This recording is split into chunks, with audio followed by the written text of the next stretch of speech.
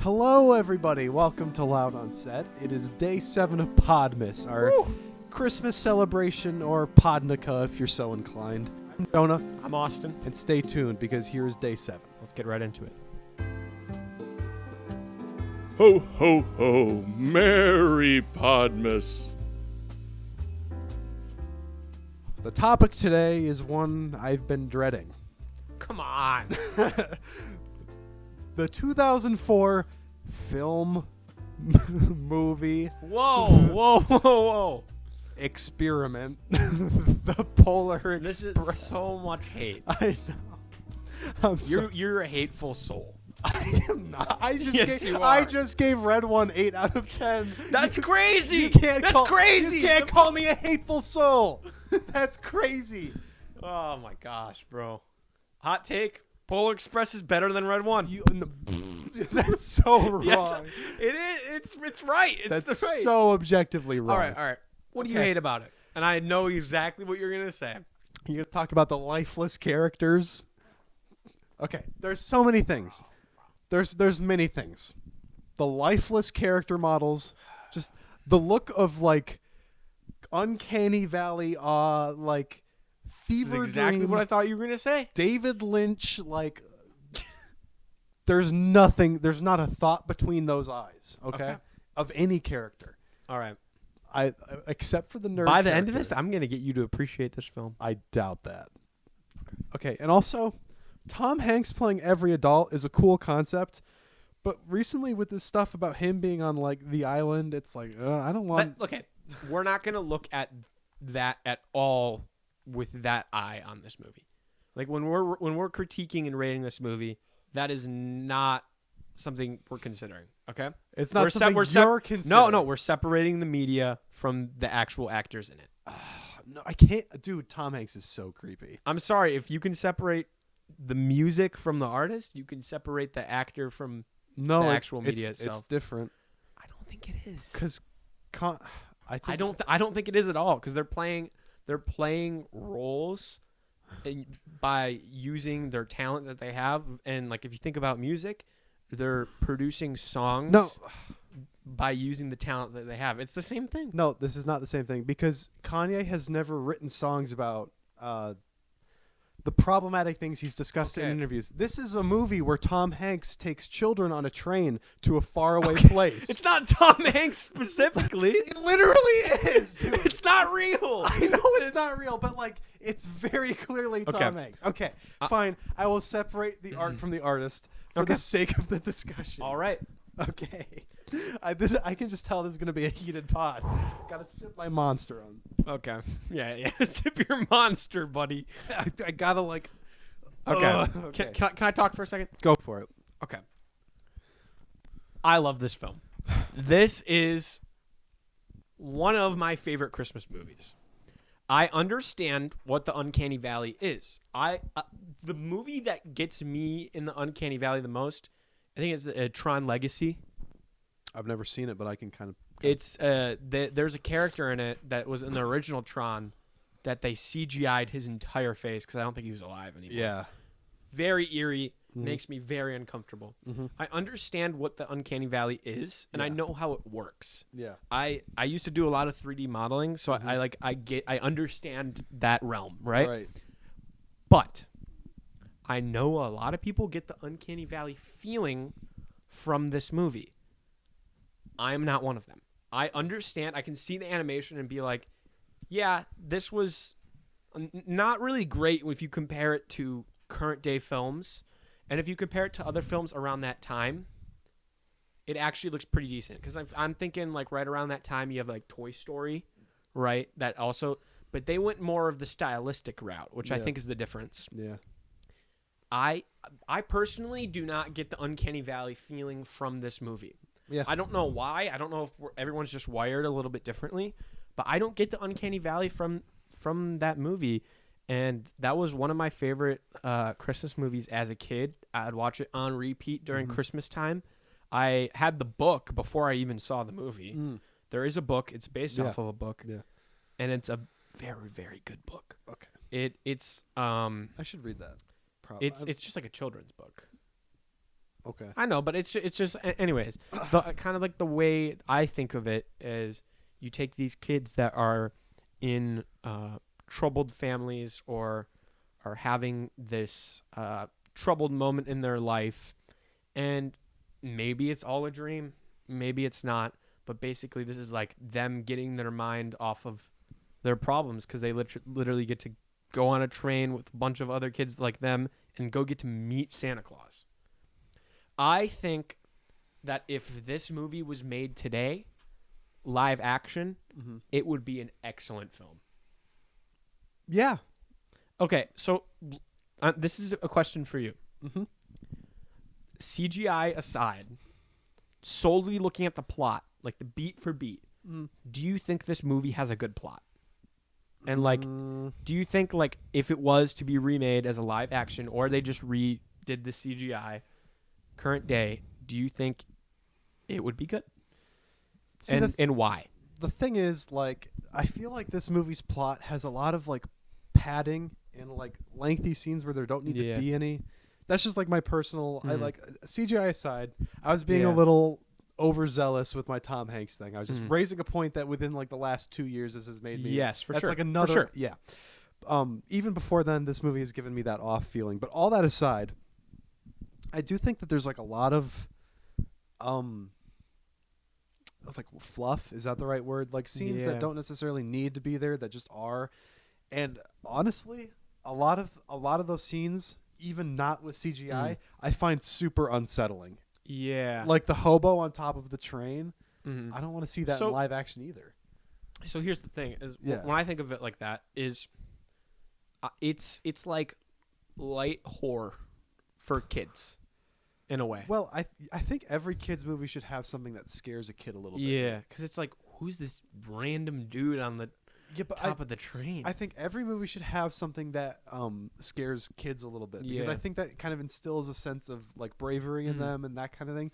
But like hobos are not the route. I think we need to go. So I think this hits a lot of beats other Christmas classics hit, in the sense of like, I'm gonna use Home Alone as an example, right? Yeah. Home Alone, like the premise, there's a lot of stuff that is unnecessary in that movie. Right. But it's like you said, fluff. But it's still there because it's, think about it from this perspective.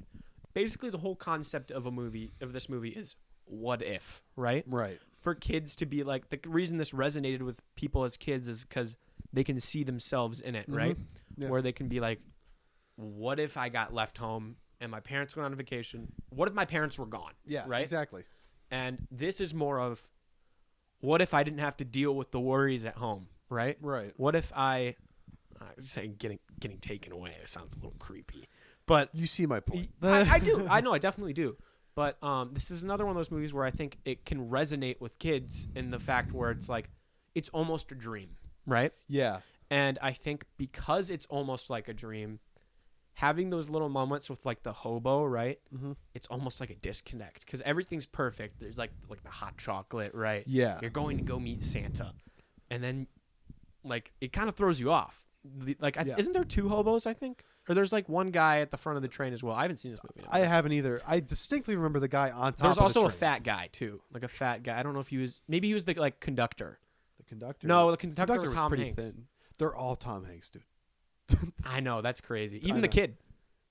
Wait, really? Did you not know that? Hi, I'm Kid Tom Hanks. No, not the voice, but the all of the motion capture Was Tom for Hanks. the main character, the kid. Not all the kids, just the main character was Tom Hanks. Couldn't afford more cast members. No, but it is crazy because this was, whether you like this movie or not, this movie was revolutionary. Oh, for sure. For this digital world. Oh yeah, definitely. And I think if this movie would have came out 5 years later, I think people wouldn't have nearly as much of a problem with it. It's very interesting you say that. I have a point I want to swing back Yeah, around go to, for it. but I'll mention this first before I get to that point. 5 years after this came out, the same director, Robert Zemeckis, I'm like a movie nerd. I have all the release dates and stats memorized. He came out with A Christmas Carol, the Jim Carrey one, using the same technology, just telling a different story. Oh, I remember that. And I find that movie like even more disturbing than the Polar Express. No, you're right. Yeah, which is like I part of me is just like, Robert Zemeckis, you really need to stop making these very scary animated films. That one, I feel like the way Scrooge looks in that one, it's frightening. I feel like that kind of works for that movie. It is very unsettling. I feel like I find that way more unsettling than that, because I feel like it's this space, right? Mm-hmm. You look at early 2000s or like 1999 to like, let's say 2016, right? Yeah. You have this point in time where they're really figuring out what CGI is. Yeah. The best movies that are fully animated are ones that take stylistic choices. Mm-hmm.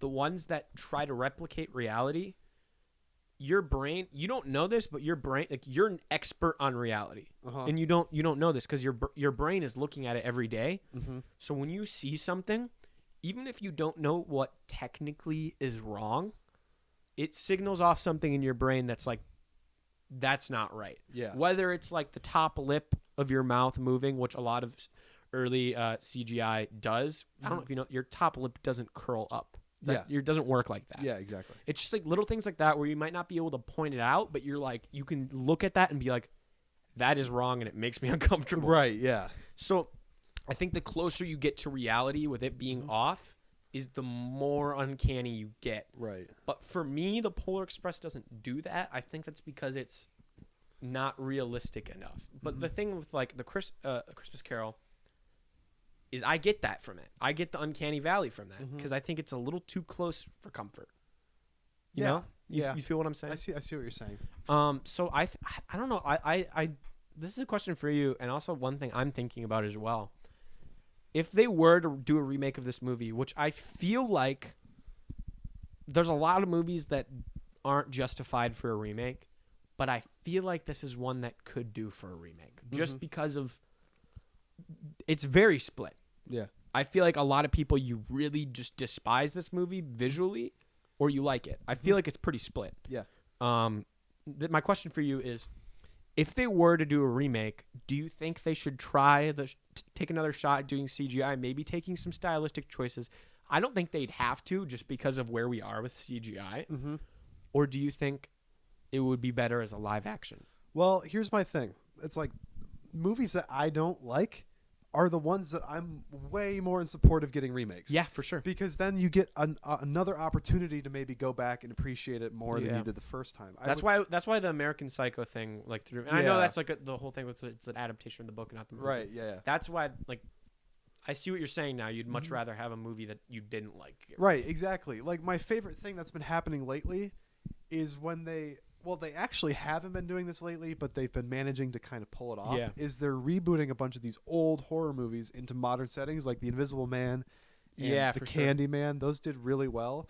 I would love to see them take movies that didn't do so well, like The Abominable Snowman of the Himalayas. Yeah. And let's get a movie for that, like a new one. That would be great. But back to the point is, like, yeah, I didn't like Polar Express so much. I would love for it to get a remake and get take 2 on that. Yeah. So to answer your question, CGI or live action, I'd like to see live action. Me too. To be honest with you, I know I was talking about weird, creepy Tom Hanks, but I could handle him much more in live action. It couldn't happen now because he's like 75. It just wouldn't work as well.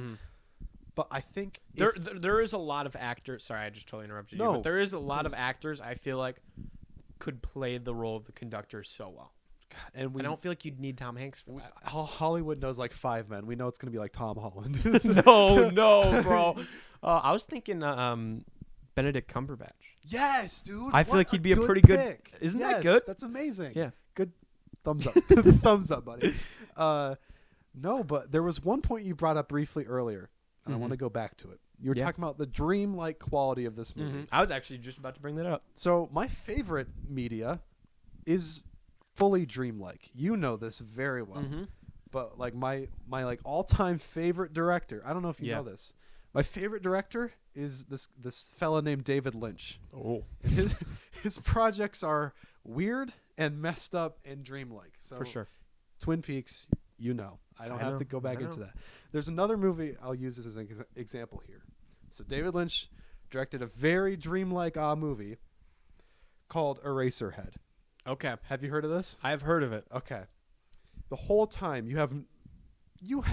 it's all very messed up and metaphorical, and you don't know what's happening in real life or what's like in a dream. But the thing Yeah. is that works because that's like a body horror movie. For sure. I don't necessarily appreciate the dreamlike aspect that the Polar Express is doing in like a kids movie.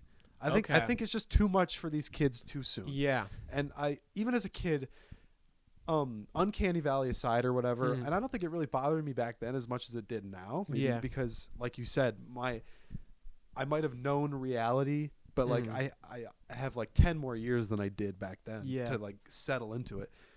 But like, excuse me, I had to burp. So are you saying that you think the demographic it was for, not necessarily to say the story itself was bad, Yes. you think the demographic it was meant for wasn't necessarily how it like played out, and you think, because I think if they were to remake it today, that they should lean a little more, they should lean out of the younger demographic and a little more into maybe like PG 13, 14. That's crazy. PG-14. Kind of like area with. I think they should lean more into the fact of what's going on at like in their home life that then makes this magical trip more important. Yeah, because from what I remember, it's not exactly demonstrated that this kid has a bad home life. No, not in the movie. And that's one thing that like really freaked me out as a kid. Yeah. I was like, you didn't ask your parents if you could go on the train. You have a happy life. Just stay in your room, dude. I can't remember if it was the book that went over that, or if It was that was probably the book because I'm not or remembering if that was this something angle. else online. But yeah, I would don't know. like you're bringing up a lot of really good points. I would appreciate a live action remake where they do focus a little bit, just like an open exposition scene of this kid's home life is really crap, and he just needs to like get some happiness. Because the plot is good. Like it's- the way it plays out, and it is like that dream. It is very dreamlike. Like especially when I think dreamlike, the main thing the two main moments I think of in that movie is when the train is on the ice. Yeah. And it's like hurling across the ice. And then the other one was when the three kids are in like, I don't even remember. It's like this train station. Like it almost feels like I'm describing a dream when I say this. Yeah. It's like the train station and the tracks move the trains, but they're like balancing on like just the track, and it's like a complete endless pit of void underneath them. Yeah. That's very dreamlike. It is. And dreamlike, the first like scene where the train pulls up in the neighborhood. That's like it doesn't get more dreamy than I've that. never really. I mean, I've thought of it before, but I've never really thought of it too deeply as a dream. But this movie is definitely dreamlike, and I wouldn't be surprised if the idea and the original author wrote this from a dream. Yeah, I can totally see that. At least like a simplified version of it. Like I had a dream where the train pulled up in my neighborhood and it took me to meet Santa Claus. Yeah, we're in a moment of CGI as well that I feel like if they did do this in live action, they could do a lot of these scenes justice. They could. They so could. This like maybe not 20 years ago because even though CGI, I mean Harry Potter 3 came out roughly the same time, and that CGI works like immaculately. I don't know if you've seen the third one, but it's that's considered like the most artsy of the Harry Potter movies, and the CGI is used so well. Yeah. So like at the time there was potential for the CGI to be there, but I also think people were clinging on to practical at the time. Sure. And they probably just couldn't have pulled it off with that at the time. I think the best use case for CGI is when you mix it with practical, because For sure. then you are bending actually what reality is in a way, which like if you can blend your physical like assets with your digital assets, you can get a really good product. Yeah, and I sure. like when I think of like if they were to do, I want to see someone redo it in Blender, like some like 15-year-old in their bedroom that's just cracked at Blender. I want to see someone remake that ice, with the scene where the train is on the ice. Yeah. Because I can totally imagine that live action with the CGI of the train, like the sparks flying. That could look so cool. And I actually saw one thing came across my Instagram feed that kind of got me in like the headspace to think about this movie. It was a scene. Yeah. It was like kind of trying to like, I don't know if it was like trivia for Polar Express or like hating on it because of this goof, but when the train spirals up the mountain, Yes. the train bends. Oh. Like the train Itself. car curves. Like train cars don't do that. So that's very Yeah. that's the kind of thing where like if you're animating it, like I get it. Okay, not many people are going to notice that. So maybe it's just easier to like animate it bending up a spiral. I think if they because it's almost like this. The visuals are almost. I feel like they should have leaned into making it almost painterly. Yeah, because it is kind of like some of the ways some of the stuff is textured is kind of like that. You know the. But I think if they would have went all in. Yeah. You know the poster of the Polar Express where it's like a kid and the train lights are shooting through like the fog? It's a cool poster. That's a painting. It looks like a painting to me. I mean, it's based off of the original book cover, which is a painting. Right. I think it's an they illustration. should have just gone with that vibe. Yeah, I think that would have been better off for them. I can't really think of a movie that has like an animated movie that has like a painting vibe all throughout, but I think it's. I can think of one. You know what? I'm gonna save this one for when we talk about the best Christmas movie. Because I'm not going to tell you. I'm thinking of a movie, and it's a Christmas movie. Is it Klaus? No. Okay. That is also a very good movie. Yeah, it is. Now I'm trying to think, but that's for a different pod. No, man, dude, Polar Express. Okay. Missed opportunity. I honestly would not be surprised if in the next 10 years you see a remake. Yeah, for sure. We're entering that era now. I mean, it's bound to happen anyway. But a movie, you have gotten me to appreciate it over the course of this conversation, which is wild. But like a movie as, and I wasn't denying this to begin with, but a movie as creative as the Polar Express, it needs to be done justice. And I really think the one thing that holds me back is like I honestly get like frightened looking at these character models. That is the biggest problem. Yeah. And that's why I think there's people like me that think of it as like, man, this movie was really good to watch as a kid, and it's a good Christmas movie. Yeah. Those people are looking at the plot and maybe aren't as bugged by the visuals. Right. And then the other half can't see into the plot because they're so disturbed by the visuals. Exactly. And it's a shame. It's really my sister as a kid really had a problem with the movie Fantastic Mr. Fox for the same reason. Really? I saw straight past all the claymation and just saw a really fun story. Mm-hmm. And the only thing she saw while watching it was like really frightening claymation. Because I know claymation, and it does for me too. I can't really watch Wallace and Gromit. Mm-mm. That scares me. It just looks so gross to me. But I think Fantastic Mr. Fox it's a very beautiful look. Yeah. In a way that Isle of Dogs isn't exactly. Oh. That movie's kind of grimy, like intentionally. Yeah. Like I'm I not like saying that like it movie. was It's poorly made, but it does have a bit more of like a like industrial vibe. But anyway, Yeah. it's like the same way that people get icked out by claymation. I think I was kind of the motion capture set me off. And honestly, I've seen some of the behind the scenes. Okay, you know what's a movie that's disturbing? It probably came out around the same era. Have you seen The Monster House? I think that's another Robert Zemeckis movie, dude. Is it? Yes. That's another movie that movie puts me off a little Robert bit. Zemeckis is the king of just making gross animated movies, dude. But yeah, no, I feel like disgusting. Bringing it back a little bit, I think the Polar Express has enough pop culture relevance and presence that, like, especially with I remember I always used to see when I had TikTok. I don't anymore. Right. I remember seeing people that like would dress up around Christmas time like these characters. Like, do I look like the character? And it's like people use the audios. People still really enjoy this movie, especially now that the demographic that grew up watching this movie is the ones that are producing the content that other people watch. Yeah.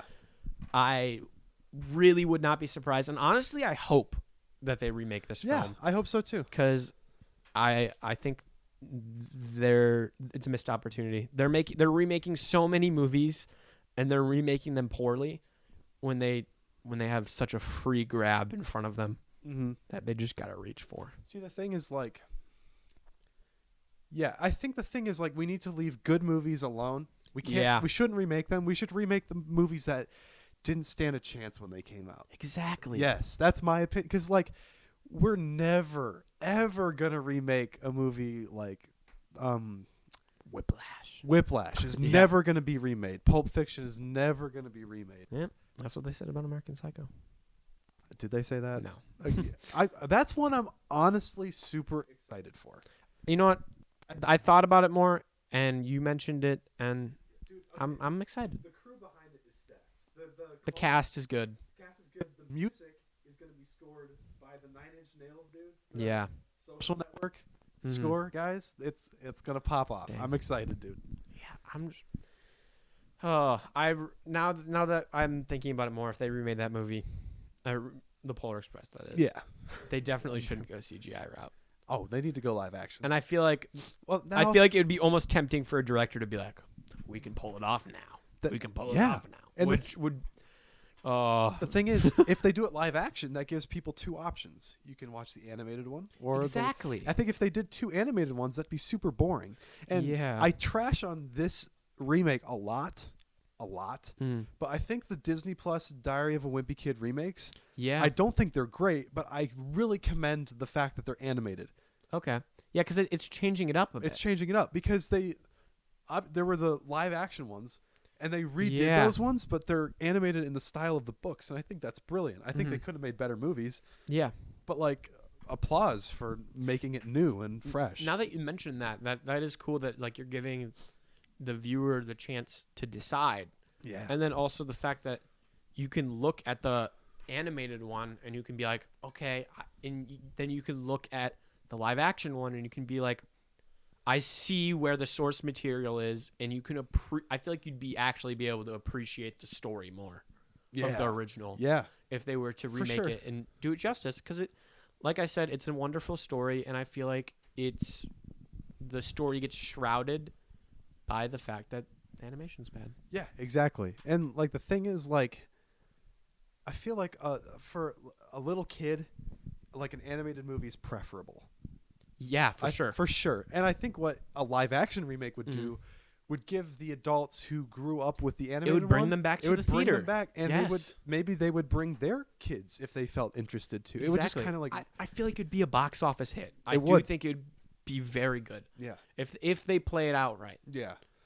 And like if I remember it correctly, the Rotten Tomatoes and like the scoring on Polar Express isn't amazing, but like I think that was mostly the motion capture stuff. I think that, if they did it again live action and really put their all into it, it would have an opportunity to be like a box office and critical success, like a smash. For sure. Without Tom Hanks. I don't think you could. I think they could get like you said, Benedict Cumberbatch, but then they could get Tom Hanks to cameo as Santa or something. Or the hobo. Yeah, Dude, because he voiced the hobo. he voiced everybody. He didn't voice everybody, Yes, but a lot of the people. conductor, the dad, he motion captured the kid, like you said. He was Santa. He was the hobo. It's true. You know Tom Hanks It's played true. like every character. I know. But he only played that one kid. The other kids he didn't play. Well, I'm pretty sure he played the obviously- waiters too. Remember when the waiters came out with the hot chocolate? Yes. I'm like Dude. every adult male in that movie he played. Yeah. Also, that scene where it's like they're all singing about hot chocolate, and it's just like the most delectable looking hot chocolate. That's another thing where it's like That song kills me. I do not enjoy that. That's like okay. Yeah. There's one thing holding that movie back. It's the "We Got It" song. really hot chocolate. I hate the Tom Hanks like ad libs, like he's in the studio. We got it. Oh, we got it. Can you imagine Tom Hanks in the studio with like rapper headphones Dude, on? Like, yeah. all right, let me take this one more time. We got it. Oh, we got it. Yeah. But in like that, can we talk about the nerd real quick before we wrap? You know what kind of train this is? You know what kind of train this? He reminds me of the troll from Red One, but like a human. Yeah. Hey you, you know what kind of train?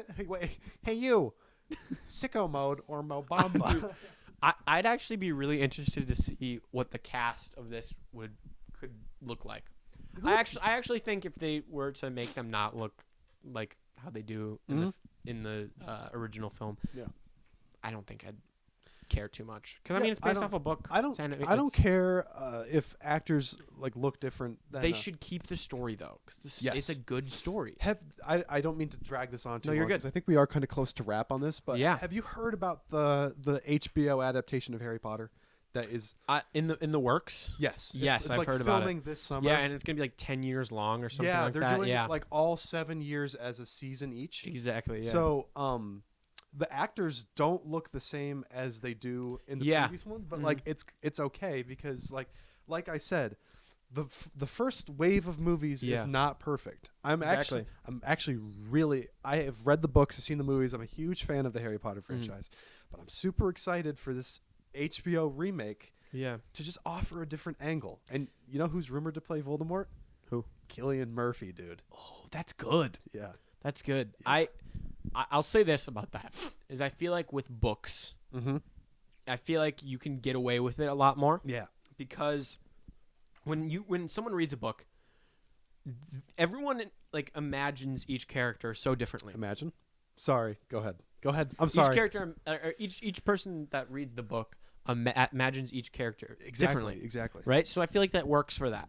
Yeah. And I'm actually excited to see that, even though I haven't been like too into the Harry Potter I realm. honestly, I would say don't start now. Wait. Just wait till the new ones come out. Honestly, yeah. And I'm gonna get a Honestly, lot okay. of flack from Harry Oh, dang. Harry Potter fans about that, but like HBO is known for like high Yeah. quality content. Okay, this is a story about kids, and knowing HBO, I'm just hoping they don't put like gratuitous sexual content. Like I would understand because the books and movies do get darker and more violent as they go on.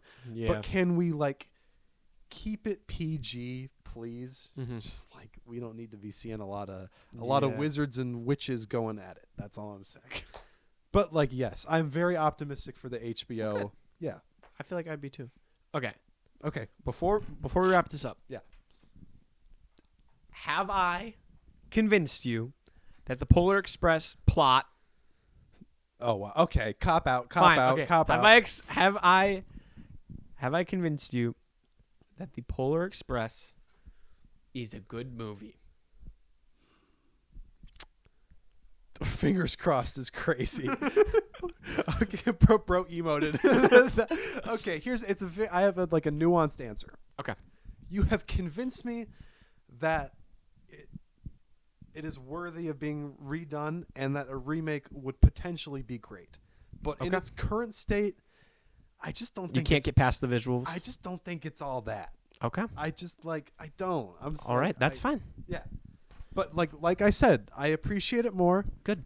And I know the studio heads are watching this.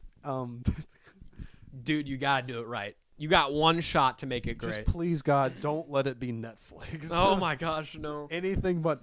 Have you heard what they're? A24, dude. A24. They would crush it. They would be. Oh, dude, no, they Not would. to be Glazers, but They crush would it. do it. They would bring that PG-13 to it that you Yes. were talking about. Mhm. If not, like rated R. Oh, that'd be interesting. The conductor would just be like, okay, Real Tom Hanks. No, I'm Real kidding. Tom.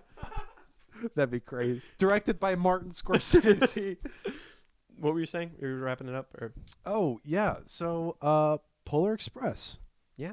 So if very contentious film. yes, leave your thoughts below if you enjoy this movie, because I do think it's split. It is split. Are you a Polar Express hater or enjoyer? And did I at all convince you that at least the plot is good? Yeah, you can side with me Yeah. or Austin in the comments. Let us know. And- Did you enjoy it? Did you not enjoy it?